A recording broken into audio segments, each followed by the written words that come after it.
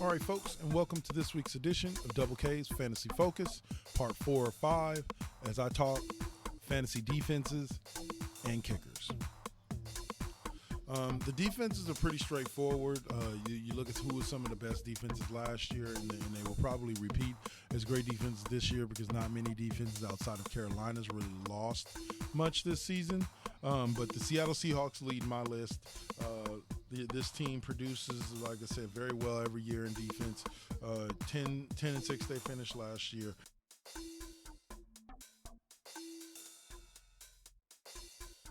They finished last year fantasy-wise with 37 sacks, 14 INTs, 8 fumble recoveries, and 5 touchdowns for 140 fantasy points. This year they are projected for 39 sacks, 17 interceptions, 9 fumble recoveries, 4 touchdowns for 116 fantasy points. Normally you take a defense later in the draft, so I'm not even really going to give an average draft position. You decide where you want to take your defense, and if Seattle is one of them. Next up is the Denver Broncos defense.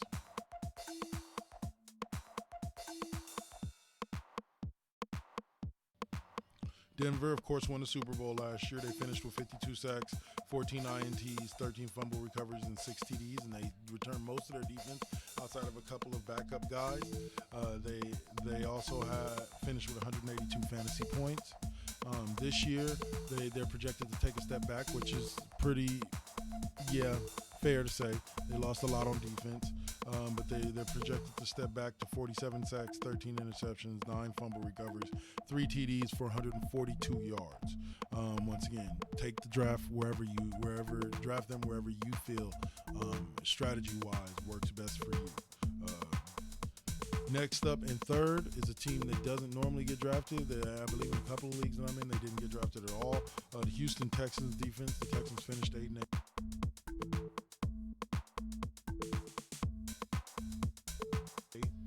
Don't expect them to win the division this year with Andrew Luck back, but they did finish with 45 sacks last year. They finished with 14 interceptions, 11 fumble recoveries, and 3 TDs for 138 fantasy points.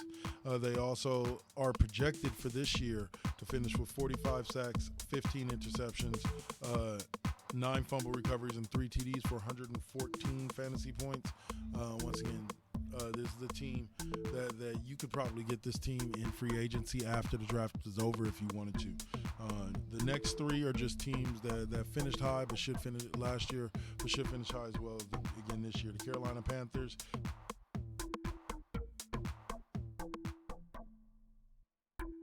(15-1), lost in the Super Bowl.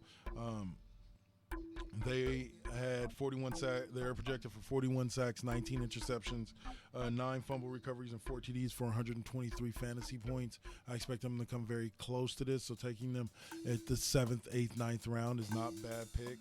Next up is the Los Angeles Rams defense.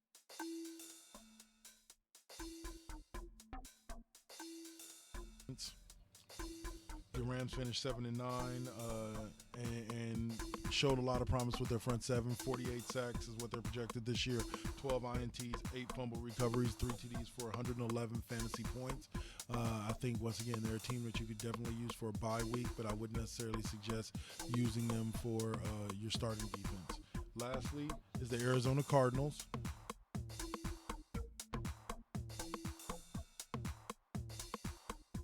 The Cardinals were a team that played extremely well last year, and I expect them to do well again this year. But they're projected 49 sacks, 16 interceptions, 9 fumble recoveries, 3 touchdowns, and 121 fantasy points, and I expect them to come to that or possibly go over. Lastly, we're going to talk a little bit about those guys that earn their living with their leg, those fantasy kickers. The top kicker that you can pick up, and like I said, you can probably pick them up in the 8th, 9th round, 10th if you have a really sleepy league.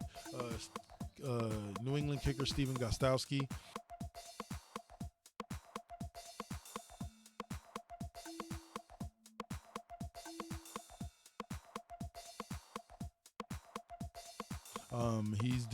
He had 168 fantasy points last year on 33 field goals and 52 extra points. He's projected another 30 field goals, 46 extra points, and 147 fantasy points this year.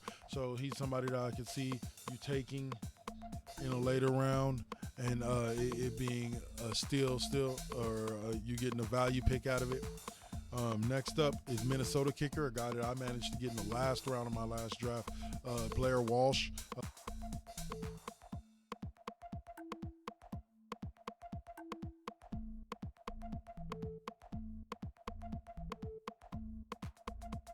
He had 34 field goals as well as 33 extra points, 148 fantasy points overall. He's projected 136 fantasy points this year, 31 field goals and 35 extra points. I expect him to come close to this or around this, which is why I picked him up. I think I'm going to kind of use him as a second-tier kicker to my first-tier kicker, which is Justin Tucker, but we'll get to him later. Next up is Stephen Hauschka from Seattle.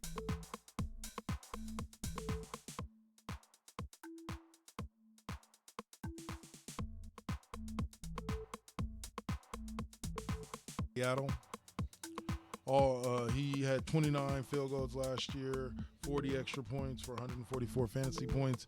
This year he is projected for 30 field goals and 43 extra points and 143 fantasy points. So he's not expected to fall off too much. You could probably get him in the later rounds and like I said, get yourself a steal of a pick. Next up, the next three are guys that, like I said, I expect them to be up there. Some of them I even drafted myself. Justin Tucker, kicker, Baltimore.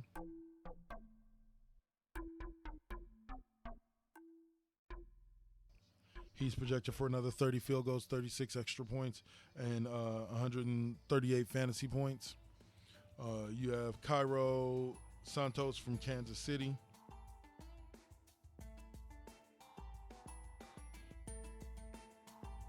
He's projected 26 field goals and 35 extra points and 121 fantasy points overall. And then Gano from Carolina. His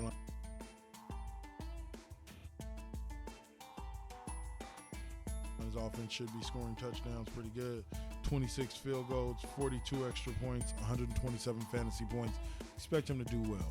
So keep an eye out for those guys. I gave you 12 guys that you should be able to sift through.